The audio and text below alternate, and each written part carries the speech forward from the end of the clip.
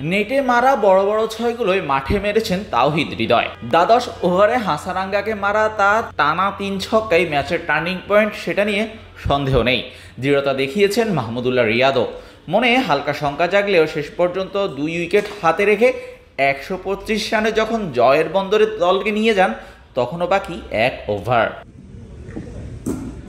এই জয়ে সুপার 8-এর রাস্তা অনেকটাই প্রশস্ত হয়ে গেল বাংলাদেশের। টাইগারদের সুপার 8 মিশন নির্ভর করছিল এই ম্যাচের উপরে। লঙ্কানদের হারানোর পর এবার তুলনামূলক দুর্বল প্রতিপক্ষ নেপাল এবং নেদারল্যান্ডসকে হারালেই নিশ্চিত হবে সুপার 8-এর টিকিট। সেক্ষেত্রে শক্তিশালী সাউথ আফ্রিকার বিপক্ষে ম্যাচটা হারলেও সমস্যা নেই। বাকি 3 ম্যাচের 2টাতে জিতলেই সুপার 8-এ চলে যাবেন সাকিবরা।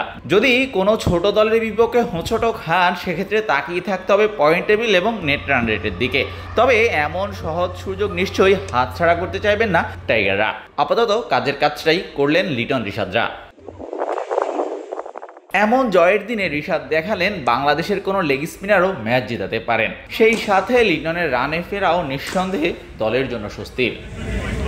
শাহরিয়ার শাওন, স্পোর্টস বাংলা।